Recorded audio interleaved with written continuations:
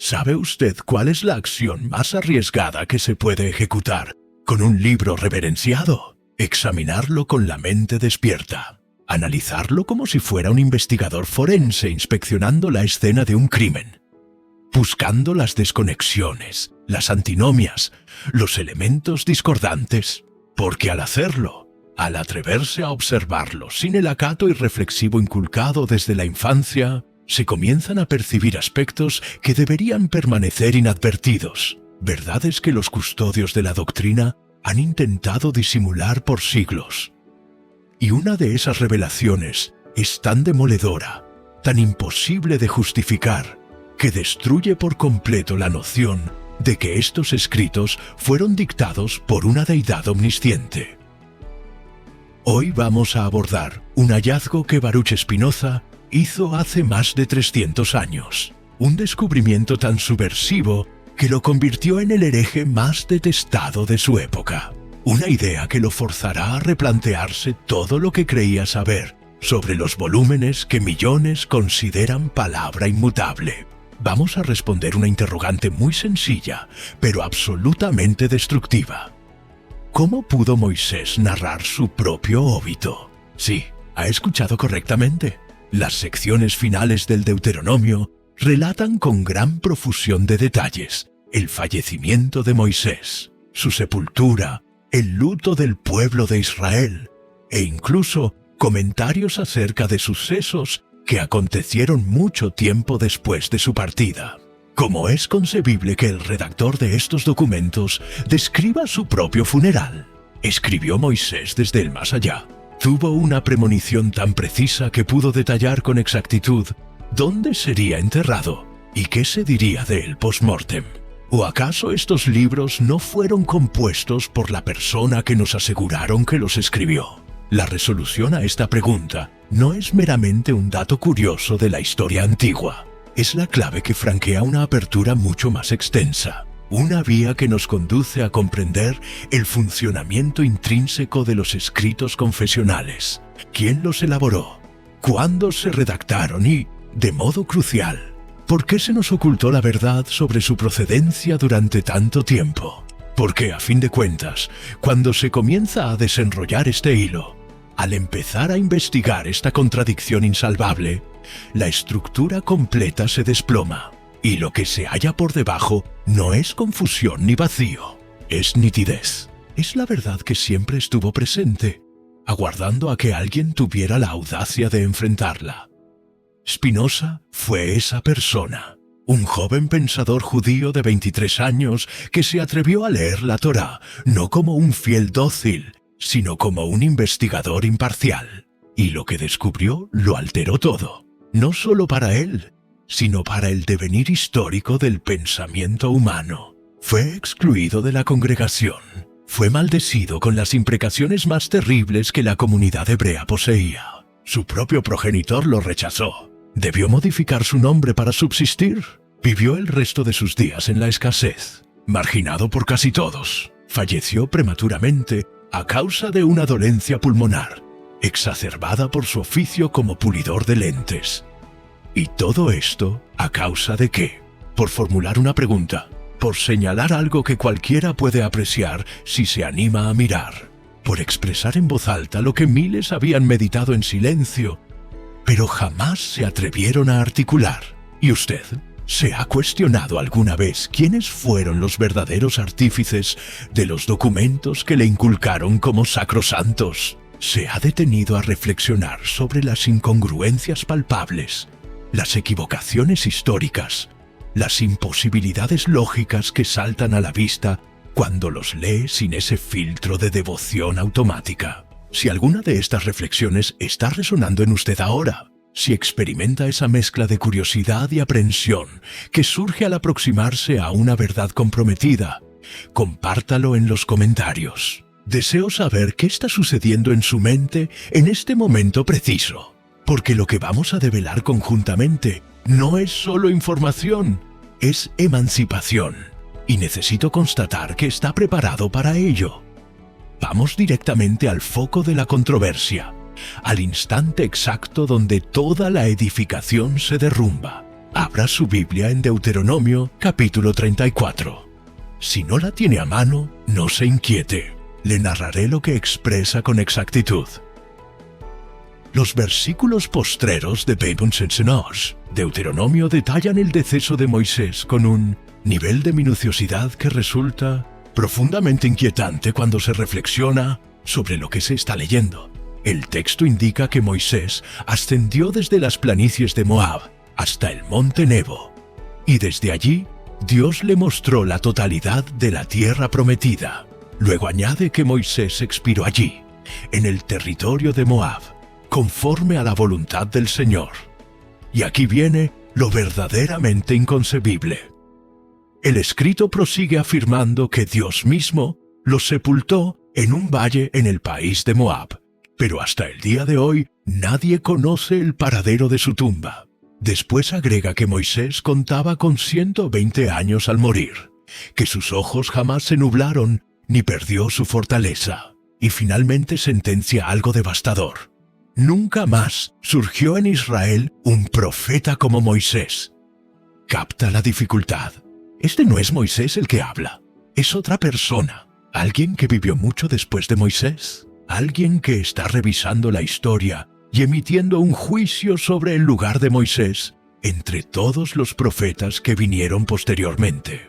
Es como si George Washington hubiera escrito en su autobiografía: y después de mi muerte, en 1799, los Estados Unidos tuvieron muchos presidentes, pero ninguno fue tan grandioso como yo. ¿Observa lo irracional? No es solo que esté describiendo su fallecimiento, está comparándose con individuos que ni siquiera han venido al mundo todavía. Spinoza no fue el pionero en percibir esta incongruencia, pero sí fue el primero en tener el valor de proclamar lo que esto realmente implicaba.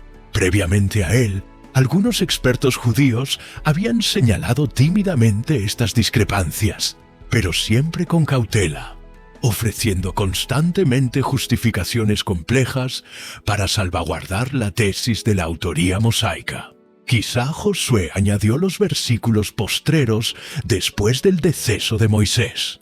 Sugerían algunos. Tal vez fue el profeta Samuel.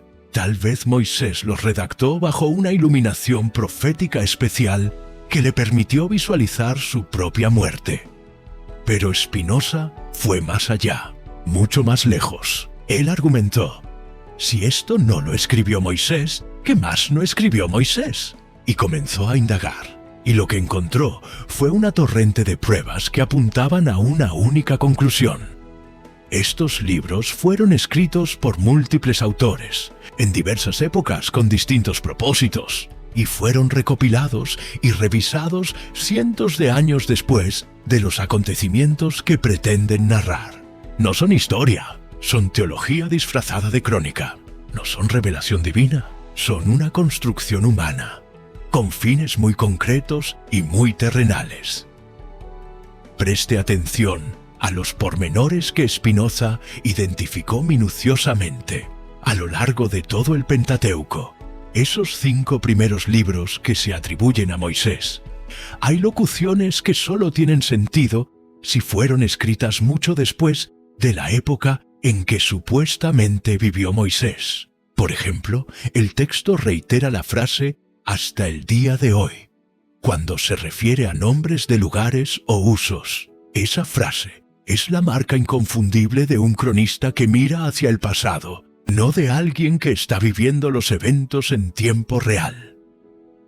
Cuando el Génesis afirma que los cananeos estaban entonces en la tierra, el adverbio entonces implica que ya no están allí cuando se está escribiendo el documento. Pero Moisés supuestamente murió antes de que Israel ingresara a Canaán. Entonces, ¿cómo podría establecer esa diferenciación temporal? El libro de Deuteronomio hace referencia a reyes de Israel, pero la monarquía no se instituyó sino siglos después de Moisés. ¿Cómo podría Moisés mencionar una estructura de gobierno que no existía en su periodo? El texto habla de ciudades que solo fueron fundadas hasta la era de los reyes. Menciona sitios usando denominaciones que solo recibieron mucho después. Es como si alguien que escribiera sobre Cristóbal Colón dijera: navegó hasta lo que hoy conocemos como Estados Unidos de América. Técnicamente correcto si se está escribiendo en el siglo XXI, pero imposible si se está redactando en el año 1500. Pero hay algo aún más revelador, algo que Spinoza observó con la precisión de un científico que analiza ADN literario. Los 5 libros asignados a Moisés no solo exhiben diferentes estilos de escritura, poseen diferentes concepciones teológicas, diferentes apelativos para Dios, diferentes versiones sobre los mismos sucesos. Hay 2 narrativas de la creación en el Génesis que se contradicen mutuamente. Hay 2 recuentos de los 10 mandamientos que no coinciden palabra por palabra. Hay relatos duplicados de las mismas historias con detalles opuestos. ¿Por qué Moisés contaría la misma historia 2 veces de forma distinta? La respuesta es evidente una vez que se permite uno verla, porque no fue Moisés quien escribió esto. Fueron múltiples redactores cuyos textos fueron entrelazados por editores posteriores que intentaron crear una crónica unificada, pero no lograron eliminar completamente las uniones. Es como si alguien tomara 2 biografías divergentes de la misma persona, escritas por autores con puntos de vista dispares, y tratara de fusionarlas en un solo libro recortando y pegando fragmentos. El resultado final tendría inconsistencias inevitables, duplicaciones singulares, cambios de tono y estilo. Y eso es exactamente lo que se percibe en el Pentateuco cuando se analiza con imparcialidad. Lo más peligroso de todo esto, lo que verdaderamente aterrorizó a las autoridades eclesiásticas cuando Spinoza lo hizo público, no era solo que estuviera poniendo en tela de juicio la autoría de estos libros, era que estaba demostrando algo mucho más fundamental y más amenazante para todo el sistema: que estos textos son productos humanos, creados por seres humanos con motivaciones terrenales, en contextos históricos específicos, para cumplir objetivos políticos y sociales determinados. No son mensajes que cayeron del cielo. Son documentos históricos que podemos estudiar, analizar, situar en su contexto. Y cuando se procede de esa forma, cuando se los trata como se trataría cualquier otro escrito antiguo, sin el manto protector que les otorga la supuesta inspiración divina, se descubre que son fascinantes, complejos, contradictorios y profundamente humanos. Lo cual no disminuye su valor como literatura o como ventana a la mentalidad de pueblos ancestrales, pero absolutamente los descalifica como autoridad moral suprema o como guía infalible para la existencia. Ahora, quizás se esté preguntando, ¿y qué trascendencia tiene todo esto en realidad? ¿Qué importa quién escribió estos textos o cuándo? ¿No es solo un detalle técnico para académicos aburridos? Y aquí es donde arribamos al núcleo de por qué Spinoza tuvo que ser aniquilado. ¿Por qué esta verdad es tan peligrosa que merecía la pena arruinar la vida de un joven brillante para intentar acallarla? Porque si estos libros no fueron redactados por quien dijeron que los escribió, si no son palabra directa de Dios transmitida a profetas elegidos, entonces toda la estructura de poder que se edificó sobre ellos se desmorona. Toda la jerarquía espiritual que va desde Dios hasta sus representantes en la tierra, que le indica qué pensar, qué creer, cómo vivir, a quién obedecer, todo eso pierde su base. Ya no se puede afirmar. Esto es verídico porque lo dice la Biblia. Si la Biblia es reconocida como una colección de escritos humanos, compuestos con intenciones humanas, ya no se pueden justificar leyes opresivas, estructuras de poder inequitativas o doctrinas ilógicas declarando: así lo mandó Dios. Si se puede demostrar que fue un sacerdote del siglo Sédicane, quien redactó eso para consolidar su influencia política. La verdad sobre la génesis de estos textos no es un asunto erudito, es dinamita pura colocada en los cimientos mismos de todo sistema de control basado en la autoridad religiosa revelada. Y lo más hermoso es que esta verdad, una vez desvelada, es imposible de ocultar de nuevo por completo. Se puede excomulgar a Spinoza, se pueden quemar sus obras, se puede prohibir que se mencione su nombre, pero no se puede hacer que las contradicciones se esfumen del escrito. No se puede evitar que Moisés narre su propio deceso. No se pueden suprimir los anacronismos, las duplicaciones, los cambios de estilo. Están ahí, en el texto, esperando a que cualquiera con capacidad para ver y valor para observar los descubra por sí mismo. Y cada generación desde Spinoza ha tenido individuos que vuelven a encontrar esto, que atraviesan el mismo proceso de despertar, que experimentan el mismo vértigo y la misma liberación, al percatarse de que los textos que les enseñaron a venerar, como palabra divina e inerrante, son en realidad muy humanos, muy falibles y muy susceptibles a la manipulación. Si está sintiendo algo intenso ahora, si algo dentro de usted se está resistiendo a estas ideas, o por el contrario, está experimentando un extraño sosiego, como si alguien finalmente le diera permiso para pensar lo que siempre pensó, pero nunca se atrevió a manifestar en voz alta, por favor escríbalo en los comentarios. Reláteme qué escritos religiosos le generaron dudas cuando era más joven. Cuénteme si alguna vez fue reprendido por formular interrogantes honestas sobre incongruencias que notó. Dígame si este asunto resuena con algo que ha estado procesando. Su vivencia no es solo suya, es bálsamo para otros que están pasando por el mismo despertar. Y si hay otros temas relacionados con la crítica racional a dogmas de fe que desea que exploremos juntos en este espacio, hágamelo saber, porque esto que estamos construyendo aquí no es solo un canal, es un refugio donde las preguntas peligrosas pueden ser formuladas sin temor. Ahora viene la sección donde todo se interconecta, donde comprendemos no solo qué descubrió Spinoza, sino por qué ese hallazgo lo modificó todo, porque Spinoza no se limitó a señalar las contradicciones. Profundizó más. Se cuestionó, si estos textos no son lo que aseguran ser, ¿qué son en realidad? ¿Qué intentaban lograr sus artífices? ¿Qué necesidades estaban satisfaciendo? Y sus respuestas son tan pertinentes hoy como lo fueron hace 3 siglos y medio.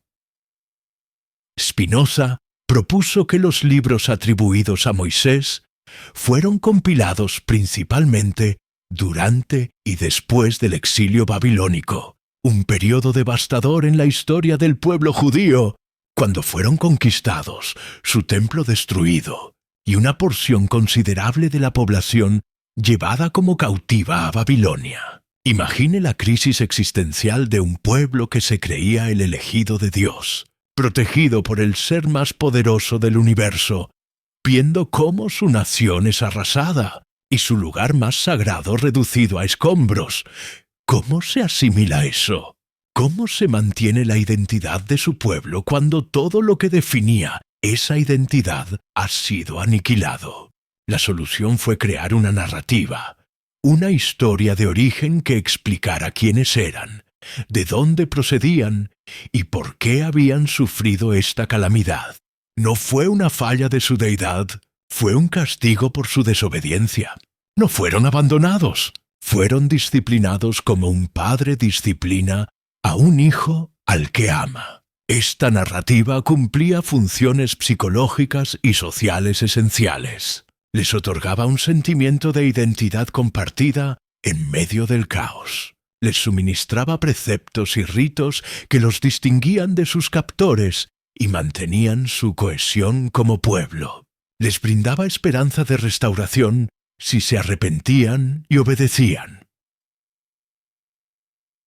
Y muy importantemente, establecía una clase sacerdotal con autoridad divina para interpretar la ley e interceder entre el pueblo y Dios.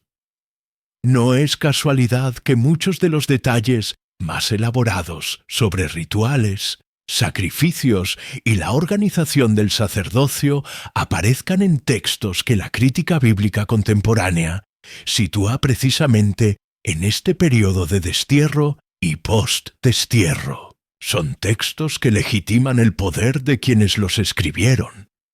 Y esto no es exclusivo del judaísmo antiguo. Es un patrón que se reproduce en prácticamente todas las tradiciones de fe. Los escritos sagrados sirven para afianzar la identidad grupal, establecer la potestad, justificar las estructuras de dominio y proporcionar relatos que dan sentido al padecimiento. Son instrumentos sociales extraordinariamente potentes, pero reconocerlos como herramientas humanas no es faltarles al respeto, es entenderlos con honestidad. Lo brillante de Spinoza es que él no estaba tratando de destruir la religión, estaba intentando purificarla, de liberar el auténtico sentimiento religioso de la superstición y el miedo. Él creía profundamente en Dios, pero su Dios no era el personaje antropomórfico de los textos bíblicos que se irrita, se arrepiente, establece acuerdos y emite órdenes caprichosas. Su Dios era la naturaleza misma, la totalidad de todo lo que existe, las leyes inmutables y perfectas del cosmos. Para Spinoza, conocer a Dios era conocer la naturaleza a través de la razón y la ciencia. Amarlo era comprender sus normas y vivir en armonía con ellas. Y liberarse de la superstición religiosa no lo alejaba de la deidad, lo acercaba, porque le permitía ver la perfección real del universo, en lugar de proyectar sobre él sus temores y anhelos infantiles. Esta perspectiva era tan radicalmente diferente de la religión tradicional que tanto judíos como cristianos lo consideraron ateo. Pero Spinoza era quizás el más devoto de todos, en el sentido más profundo del término. Su fe era la reverencia ante la realidad, ante la verdad, ante la naturaleza, y esa religión no necesitaba mentiras piadosas ni autoridades que mediaran su vínculo con lo divino. Solo requería integridad intelectual y valor para mirar la realidad tal como es. Cuando se aplica esta visión spinoziana al problema de la autoría bíblica, todo se ilumina con una claridad cegadora. Las contradicciones dejan de ser problemas vergonzosos que hay que explicar con contorsiones mentales teológicas. Se convierten en pruebas fascinantes de un proceso histórico genuino. La formación paulatina de una tradición literaria y religiosa a través de siglos, con múltiples voces, múltiples visiones, múltiples intenciones, todas tratando de dar sentido a la experiencia humana de lo sagrado.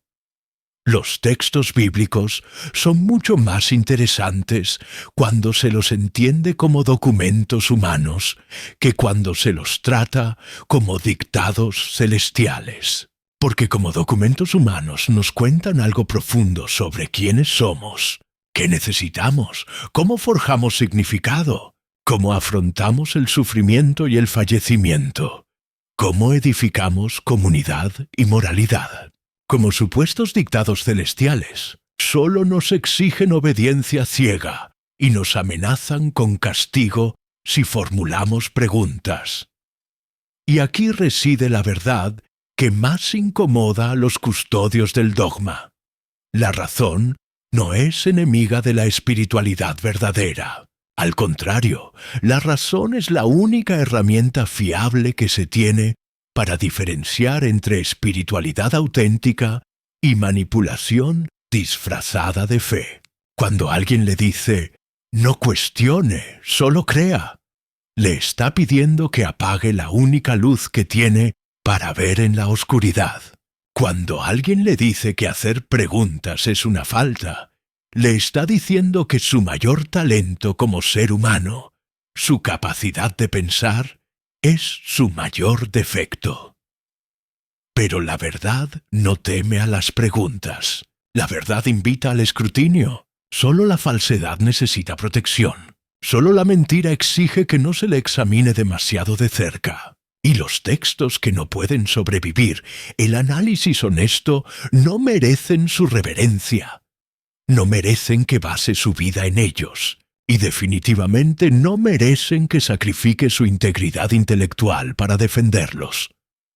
Pero no crea que esto le deja en un vacío. No crea que reconocer la naturaleza humana de los escritos religiosos le arrebata algo valioso. Al contrario, le libera para apreciarlos de una forma mucho más enriquecedora y sincera. Puede leerlos como literatura extraordinaria sin tener que defender cada vocablo como si fuera literal e infalible.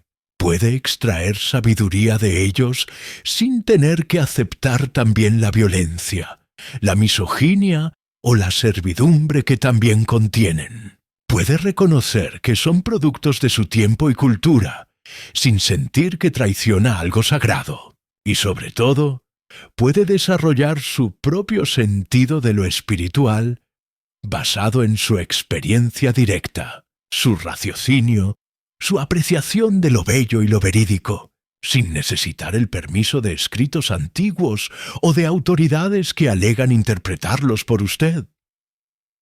Esa es la auténtica libertad espiritual. No es libertad de la religión necesariamente, es libertad de la coerción religiosa, de la manipulación, del miedo disfrazado de devoción. Spinoza pagó un precio elevadísimo por esta verdad, pero también obtuvo algo que nadie pudo quitarle: claridad absoluta. Vivió el resto de su existencia con una paz interior que la mayoría solo puede anhelar, porque ya no estaba atrapado en la pugna entre lo que sabía que era cierto y lo que le decían que debía creer. Ya no tenía que hacer gimnasia mental para conciliar incongruencias. Ya no tenía que simular que veía ropajes magníficos en el emperador desnudo. Vivió en la verdad, totalmente, sin concesiones. Y eso le confirió una libertad que ningún excomulgador pudo tocar. Porque la verdadera libertad no es externa, es interna. Es esa sensación de coherencia entre lo que piensa, lo que expresa y lo que hace.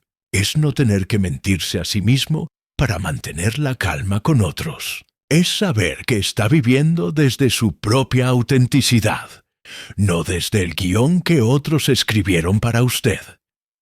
Y esa libertad está disponible para usted también. No necesita ser un genio filosófico como Spinoza. Solo necesita la valentía de hacerse preguntas sinceras y la integridad de aceptar las respuestas, aunque no sean las que esperaba. Solo necesita estar dispuesto a soltar las seguridades confortables que lo mantienen limitado a cambio de la verdad que puede hacerlo libre. Y sí, habrá oposición. Habrá personas en su vida que se sientan amenazadas por su despertar, que intenten arrastrarlo de vuelta, que lo acusen de arrogante o de estar extraviado. Pero recuerde, la misma imputación le hicieron a Spinoza, a Galileo, a Darwin, a todos los que se atrevieron a decir verdades incómodas. Y el mundo es mejor porque ellos tuvieron ese arrojo. Su mundo será mejor cuando usted tenga ese arrojo. Si ha llegado hasta este punto, aún falta lo más crucial. Porque una cosa es desmantelar una falsedad, mostrar las contradicciones, exponer la manipulación. Pero ¿qué se construye en su lugar? ¿Qué permanece cuando se derrumba el edificio de certezas que le inculcaron desde niño? Esta es la pregunta que muchos se hacen cuando empiezan a cuestionar los dogmas de fe. Experimentan un pánico, una especie de angustia existencial, porque les parece que si estas historias no son verídicas, entonces nada tiene lógica, nada tiene valor. Estamos solos, en un universo frío e indiferente. Pero esa sensación de vacío es pasajera. Es solo el espacio que se genera cuando se suelta lo falso. Y aún no se ha descubierto por completo lo verdadero. Y lo verdadero es infinitamente más hermoso, más asombroso, más significativo que cualquier mitología ancestral. La respuesta de Spinoza a esa pregunta existencial es una de las propuestas más bellas y radicales de toda la filosofía. Él afirmó: usted no está separado de Dios. No necesita intermediarios, escritos sacrosantos, ceremonias místicas o sacerdotes que intercedan por usted. Porque Dios no es un ser ajeno a la naturaleza. Dios es la naturaleza. Todo lo que existe es una manifestación de lo divino. Cada átomo, cada estrella, cada criatura viva, cada idea en su mente. Usted no es una criatura caída que necesita ser redimida. Usted es una expresión particular, única, invaluable de la totalidad infinita del ser. Su conciencia es el universo cobrando conciencia de sí mismo en este punto específico del espacio y el tiempo. No hay nada más sagrado que eso. No necesita salvarse de nada, porque no hay nada fundamentalmente estropeado en usted. Solo necesita despertar a lo que siempre ha sido: divino, completo, libre. Esta comprensión lo transforma absolutamente todo.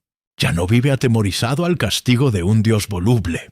Ya no busca aprobación externa para sentirse valioso. Ya no necesita que le dicten qué pensar o cómo vivir, porque reconoce que la fuente de toda sabiduría, toda belleza, toda verdad está en su interior.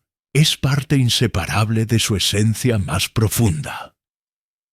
Esto no significa que se vuelve egoísta o que puede hacer lo que le plazca sin consecuencias. Al contrario, significa que comprende que dañar a otros es dañarse a sí mismo, porque todos somos expresiones de la misma sustancia divina. Significa que actuar con amor y compasión no es acatar un mandamiento externo, sino vivir en sintonía con su verdadera naturaleza. Significa que buscar la verdad, crear belleza, mitigar el sufrimiento, ampliar la conciencia, no son obligaciones impuestas, sino expresiones naturales de lo que es, cuando está alineado con la totalidad de la cual forma parte. Es una ética que brota de dentro hacia afuera, no de fuera hacia dentro, y es infinitamente más potente, porque está arraigada en la comprensión genuina, no en el miedo al castigo.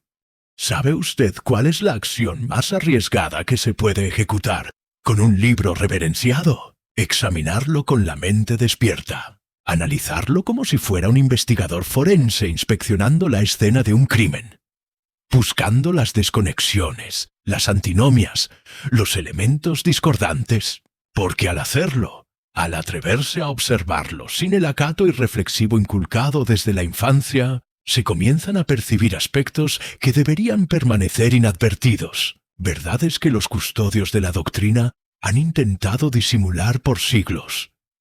Y una de esas revelaciones es tan demoledora, tan imposible de justificar, que destruye por completo la noción de que estos escritos fueron dictados por una deidad omnisciente.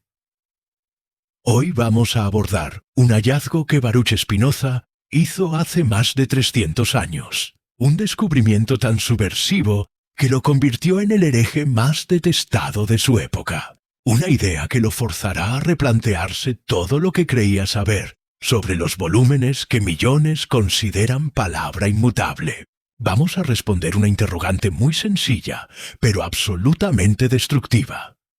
¿Cómo pudo Moisés narrar su propio óbito? Sí, ha escuchado correctamente. Las secciones finales del Deuteronomio relatan con gran profusión de detalles el fallecimiento de Moisés, su sepultura, el luto del pueblo de Israel, e incluso comentarios acerca de sucesos que acontecieron mucho tiempo después de su partida. ¿Cómo es concebible que el redactor de estos documentos describa su propio funeral? Escribió Moisés desde el más allá. Tuvo una premonición tan precisa que pudo detallar con exactitud dónde sería enterrado y qué se diría de él post-mortem.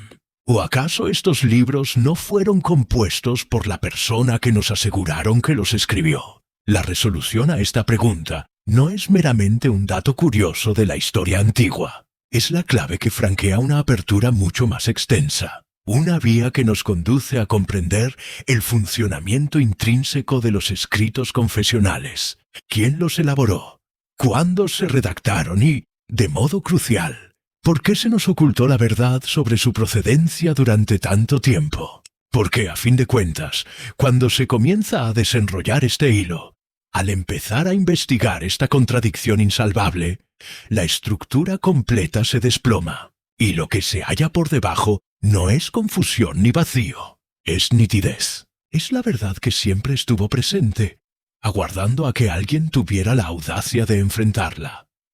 Spinoza fue esa persona, un joven pensador judío de 23 años que se atrevió a leer la Torá no como un fiel dócil, sino como un investigador imparcial. Y lo que descubrió lo alteró todo, no solo para él, sino para el devenir histórico del pensamiento humano. Fue excluido de la congregación, fue maldecido con las imprecaciones más terribles que la comunidad hebrea poseía.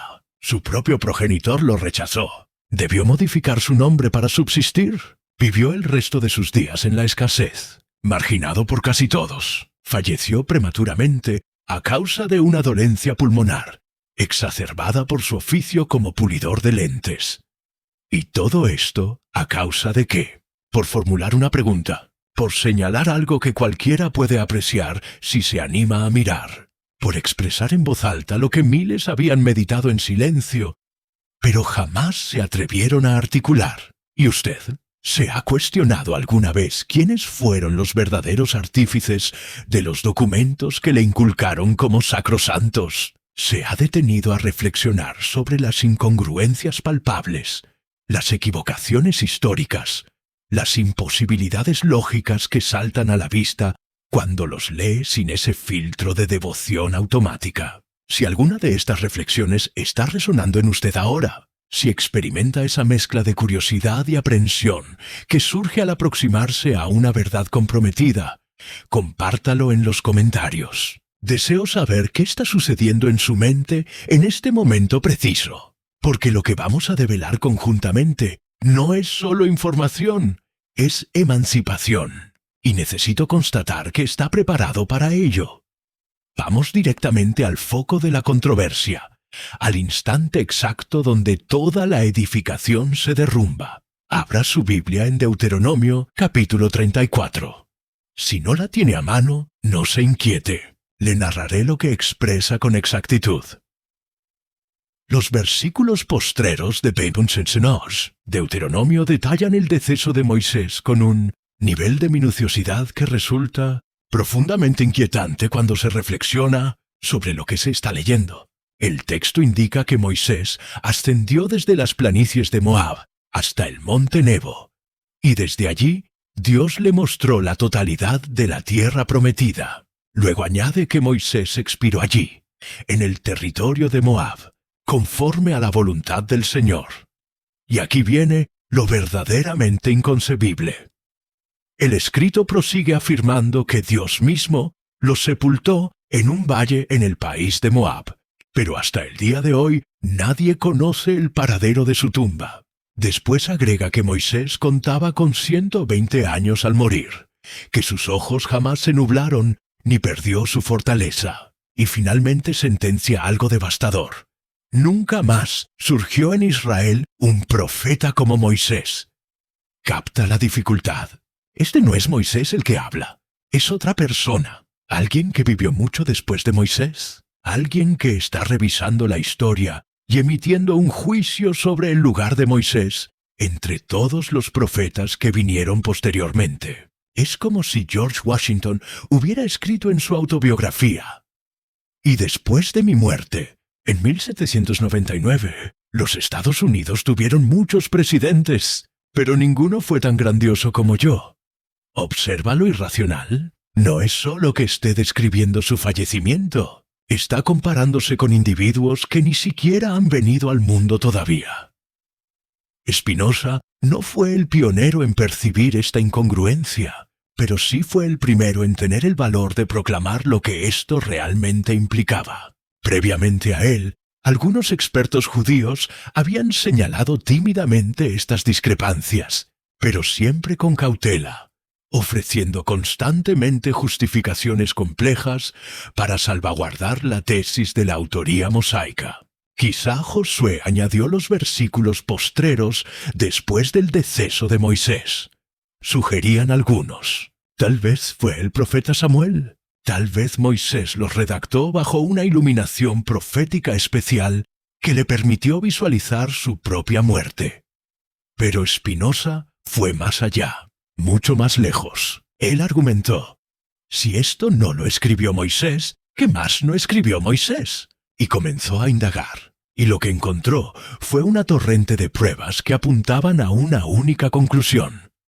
Estos libros fueron escritos por múltiples autores, en diversas épocas con distintos propósitos, y fueron recopilados y revisados cientos de años después de los acontecimientos que pretenden narrar. No son historia, son teología disfrazada de crónica. No son revelación divina, son una construcción humana, con fines muy concretos y muy terrenales.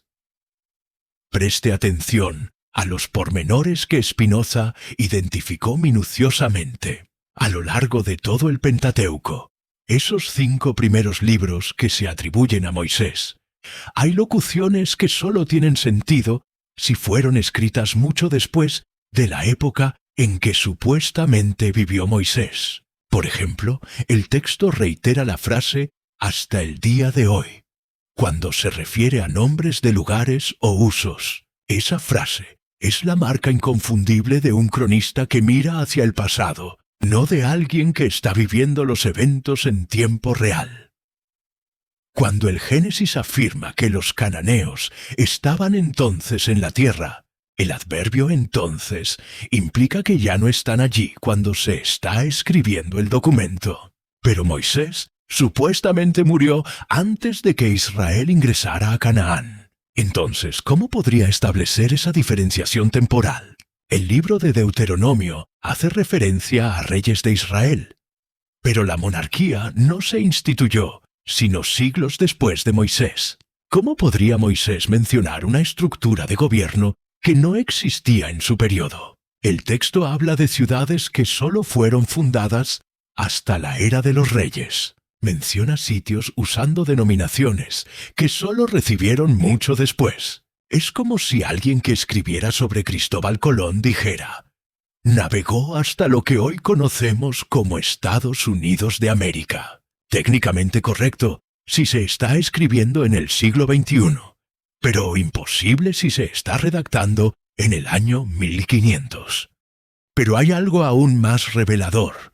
Algo que Spinoza observó con la precisión de un científico que analiza ADN literario. Los 5 libros asignados a Moisés no solo exhiben diferentes estilos de escritura, poseen diferentes concepciones teológicas, diferentes apelativos para Dios, diferentes versiones sobre los mismos sucesos. Hay 2 narrativas de la creación en el Génesis que se contradicen mutuamente.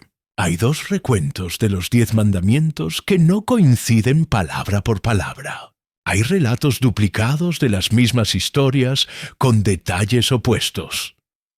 ¿Por qué Moisés contaría la misma historia 2 veces de forma distinta? La respuesta es evidente una vez que se permite uno verla. Porque no fue Moisés quien escribió esto.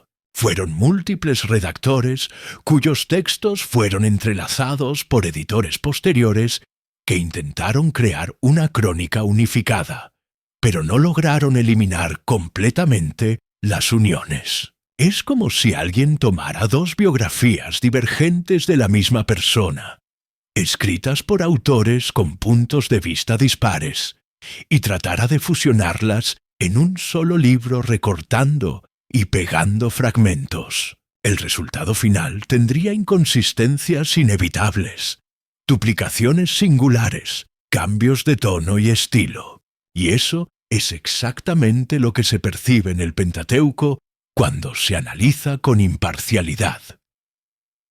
Lo más peligroso de todo esto, lo que verdaderamente aterrorizó a las autoridades eclesiásticas cuando Spinoza lo hizo público, no era solo que estuviera poniendo en tela de juicio la autoría de estos libros, era que estaba demostrando algo mucho más fundamental y más amenazante para todo el sistema: que estos textos son productos humanos, creados por seres humanos con motivaciones terrenales, en contextos históricos específicos, para cumplir objetivos políticos y sociales determinados. No son mensajes que cayeron del cielo. Son documentos históricos que podemos estudiar, analizar, situar en su contexto. Y cuando se procede de esa forma, cuando se los trata como se trataría cualquier otro escrito antiguo, sin el manto protector que les otorga la supuesta inspiración divina, se descubre que son fascinantes, complejos, contradictorios y profundamente humanos. Lo cual no disminuye su valor como literatura o como ventana a la mentalidad de pueblos ancestrales, pero absolutamente los descalifica como autoridad moral suprema o como guía infalible para la existencia. Ahora, quizás se esté preguntando, ¿y qué trascendencia tiene todo esto en realidad? ¿Qué importa quién escribió estos textos o cuándo? ¿No es solo un detalle técnico para académicos aburridos? Y aquí es donde arribamos al núcleo de por qué Spinoza tuvo que ser aniquilado. ¿Por qué esta verdad es tan peligrosa que merecía la pena arruinar la vida de un joven brillante para intentar acallarla? Porque si estos libros no fueron redactados por quien dijeron que los escribió, si no son palabra directa de Dios transmitida a profetas elegidos, entonces toda la estructura de poder que se edificó sobre ellos se desmorona. Toda la jerarquía espiritual que va desde Dios hasta sus representantes en la tierra, que le indica qué pensar, qué creer, cómo vivir, a quién obedecer, todo eso pierde su base. Ya no se puede afirmar. Esto es verídico porque lo dice la Biblia. Si la Biblia es reconocida como una colección de escritos humanos, compuestos con intenciones humanas, ya no se pueden justificar leyes opresivas, estructuras de poder inequitativas o doctrinas ilógicas declarando, así lo mandó Dios. Si se puede demostrar que fue un sacerdote del siglo VII quien redactó eso para consolidar su influencia política. La verdad sobre la génesis de estos textos no es un asunto erudito, es dinamita pura colocada en los cimientos mismos de todo sistema de control basado en la autoridad religiosa revelada. Y lo más hermoso es que esta verdad, una vez desvelada, es imposible de ocultar de nuevo por completo.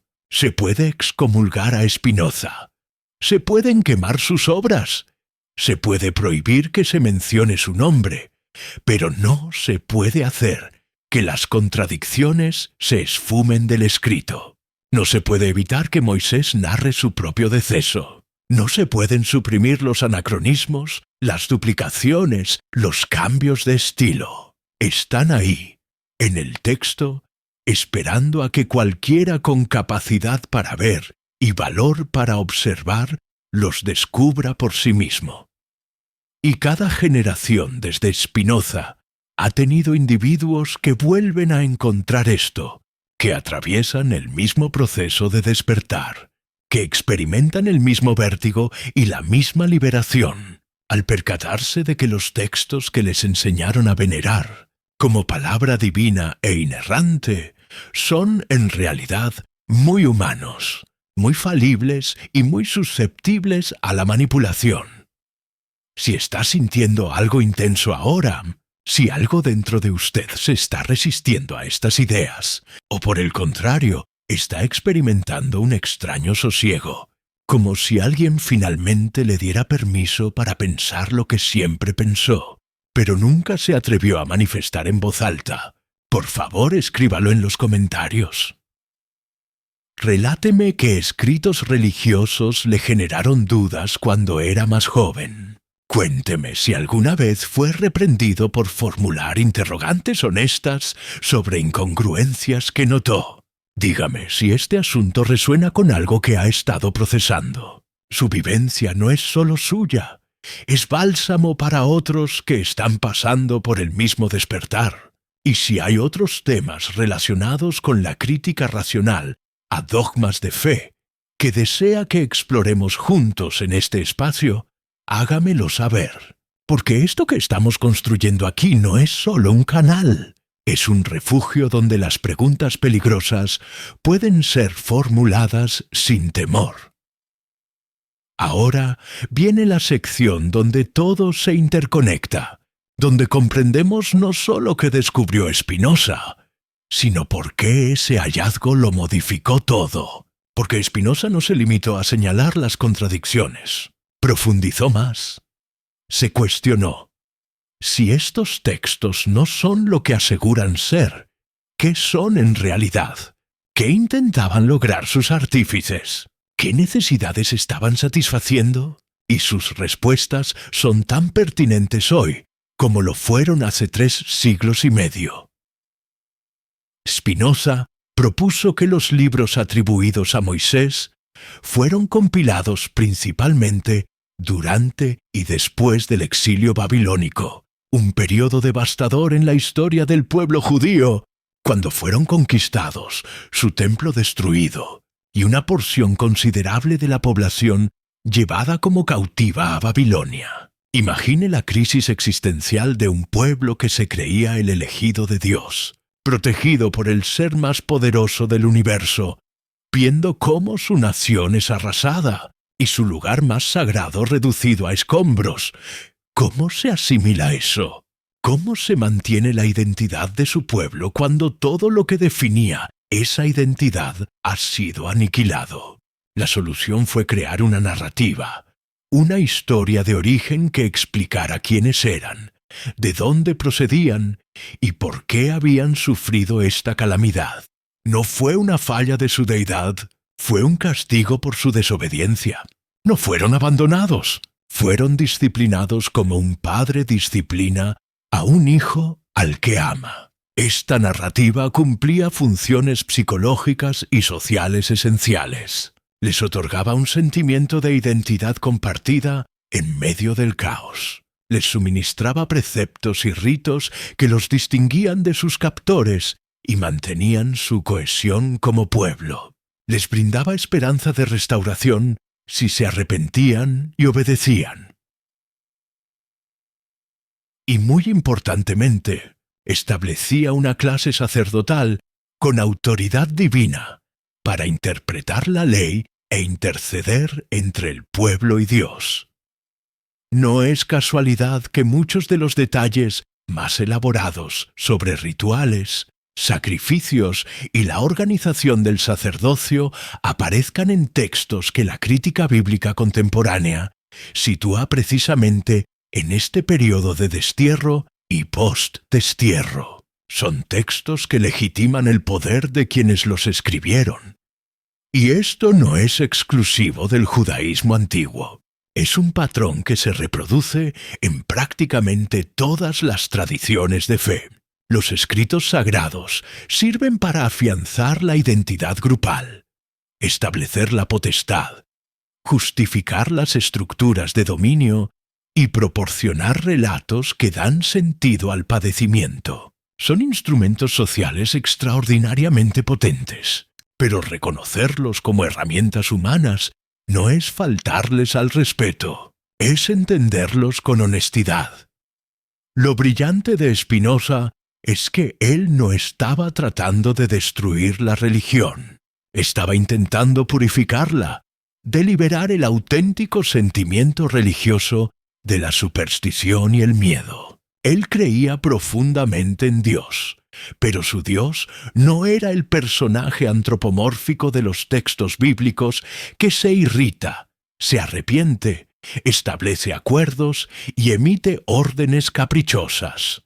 Su Dios era la naturaleza misma, la totalidad de todo lo que existe, las leyes inmutables y perfectas del cosmos.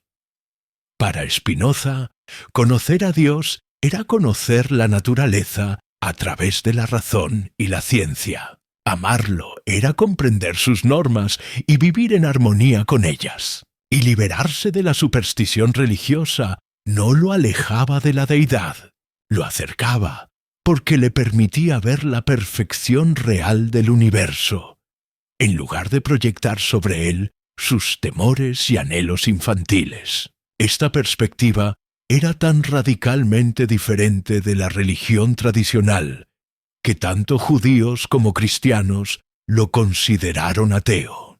Pero Spinoza era quizás el más devoto de todos, en el sentido más profundo del término. Su fe era la reverencia ante la realidad, ante la verdad, ante la naturaleza, y esa religión no necesitaba mentiras piadosas ni autoridades que mediaran su vínculo con lo divino. Solo requería integridad intelectual y valor para mirar la realidad tal como es.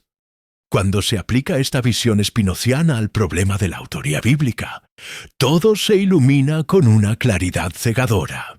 Las contradicciones dejan de ser problemas vergonzosos que hay que explicar con contorsiones mentales teológicas. Se convierten en pruebas fascinantes de un proceso histórico genuino.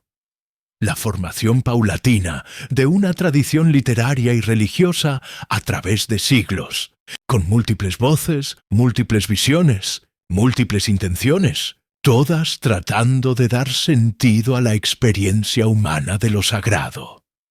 Los textos bíblicos son mucho más interesantes cuando se los entiende como documentos humanos que cuando se los trata como dictados celestiales. Porque como documentos humanos nos cuentan algo profundo sobre quiénes somos, qué necesitamos, cómo forjamos significado, cómo afrontamos el sufrimiento y el fallecimiento, cómo edificamos comunidad y moralidad. Como supuestos dictados celestiales, solo nos exigen obediencia ciega y nos amenazan con castigo si formulamos preguntas. Y aquí reside la verdad que más incomoda a los custodios del dogma. La razón no es enemiga de la espiritualidad verdadera. Al contrario, la razón es la única herramienta fiable que se tiene para diferenciar entre espiritualidad auténtica y manipulación disfrazada de fe. Cuando alguien le dice, no cuestione, solo crea, le está pidiendo que apague la única luz que tiene para ver en la oscuridad. Cuando alguien le dice que hacer preguntas es una falta, le está diciendo que su mayor talento como ser humano, su capacidad de pensar, es su mayor defecto. Pero la verdad no teme a las preguntas. La verdad invita al escrutinio. Solo la falsedad necesita protección. Solo la mentira exige que no se le examine demasiado de cerca. Y los textos que no pueden sobrevivir el análisis honesto no merecen su reverencia. No merecen que base su vida en ellos. Y definitivamente no merecen que sacrifique su integridad intelectual para defenderlos. Pero no crea que esto le deja en un vacío. No crea que reconocer la naturaleza humana de los escritos religiosos le arrebata algo valioso. Al contrario, le libera para apreciarlos de una forma mucho más enriquecedora y sincera.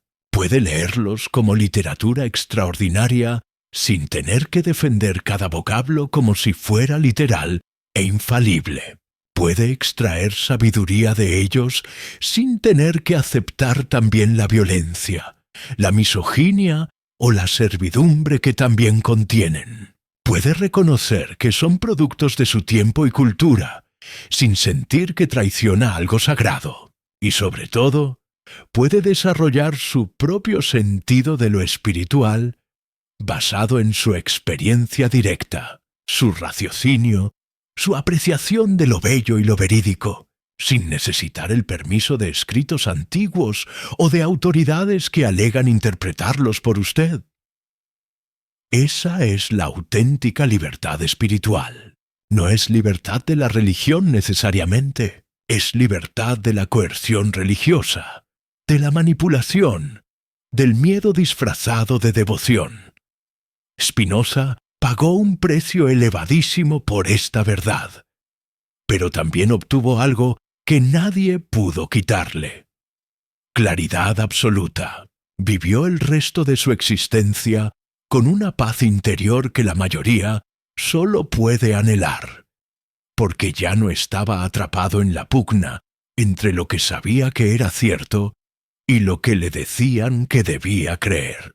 Ya no tenía que hacer gimnasia mental para conciliar incongruencias. Ya no tenía que simular que veía ropajes magníficos en el emperador desnudo. Vivió en la verdad, totalmente, sin concesiones. Y eso le confirió una libertad que ningún excomulgador pudo tocar. Porque la verdadera libertad no es externa, es interna. Es esa sensación de coherencia entre lo que piensa, lo que expresa y lo que hace. Es no tener que mentirse a sí mismo para mantener la calma con otros. Es saber que está viviendo desde su propia autenticidad, no desde el guión que otros escribieron para usted. Y esa libertad está disponible para usted también. No necesita ser un genio filosófico como Spinoza. Solo necesita la valentía de hacerse preguntas sinceras y la integridad de aceptar las respuestas, aunque no sean las que esperaba. Solo necesita estar dispuesto a soltar las seguridades confortables que lo mantienen limitado a cambio de la verdad que puede hacerlo libre. Y sí, habrá oposición. Habrá personas en su vida que se sientan amenazadas por su despertar, que intenten arrastrarlo de vuelta, que lo acusen de arrogante o de estar extraviado. Pero recuerde, la misma imputación le hicieron a Spinoza, a Galileo, a Darwin, a todos los que se atrevieron a decir verdades incómodas. Y el mundo es mejor porque ellos tuvieron ese arrojo. Su mundo será mejor cuando usted tenga ese arrojo. Si ha llegado hasta este punto, aún falta lo más crucial. Porque una cosa es desmantelar una falsedad, mostrar las contradicciones, exponer la manipulación. Pero ¿qué se construye en su lugar? ¿Qué permanece cuando se derrumba el edificio de certezas que le inculcaron desde niño? Esta es la pregunta que muchos se hacen cuando empiezan a cuestionar los dogmas de fe. Experimentan un pánico, una especie de angustia existencial, porque les parece que si estas historias no son verídicas, entonces nada tiene lógica, nada tiene valor. Estamos solos, en un universo frío e indiferente. Pero esa sensación de vacío es pasajera. Es solo el espacio que se genera cuando se suelta lo falso. Y aún no se ha descubierto por completo lo verdadero. Y lo verdadero es infinitamente más hermoso, más asombroso, más significativo que cualquier mitología ancestral. La respuesta de Spinoza a esa pregunta existencial es una de las propuestas más bellas y radicales de toda la filosofía. Él afirmó: usted no está separado de Dios. No necesita intermediarios, escritos sacrosantos, ceremonias místicas o sacerdotes que intercedan por usted. Porque Dios no es un ser ajeno a la naturaleza. Dios es la naturaleza. Todo lo que existe es una manifestación de lo divino. Cada átomo, cada estrella, cada criatura viva, cada idea en su mente. Usted no es una criatura caída que necesita ser redimida. Usted es una expresión particular, única, invaluable de la totalidad infinita del ser. Su conciencia es el universo cobrando conciencia de sí mismo en este punto específico del espacio y el tiempo. No hay nada más sagrado que eso. No necesita salvarse de nada, porque no hay nada fundamentalmente estropeado en usted. Solo necesita despertar a lo que siempre ha sido. Divino, completo, libre. Esta comprensión lo transforma absolutamente todo. Ya no vive atemorizado al castigo de un Dios voluble. Ya no busca aprobación externa para sentirse valioso. Ya no necesita que le dicten qué pensar o cómo vivir, porque reconoce que la fuente de toda sabiduría, toda belleza, toda verdad está en su interior. Es parte inseparable de su esencia más profunda. Esto no significa que se vuelve egoísta o que puede hacer lo que le plazca sin consecuencias. Al contrario, significa que comprende que dañar a otros es dañarse a sí mismo, porque todos somos expresiones de la misma sustancia divina. Significa que actuar con amor y compasión no es acatar un mandamiento externo, sino vivir en sintonía con su verdadera naturaleza. Significa que buscar la verdad, crear belleza, mitigar el sufrimiento, ampliar la conciencia, no son obligaciones impuestas, sino expresiones naturales de lo que es, cuando está alineado con la totalidad de la cual forma parte. Es una ética que brota de dentro hacia afuera, no de fuera hacia adentro, y es infinitamente más potente, porque está arraigada en la comprensión genuina, no en el miedo al castigo.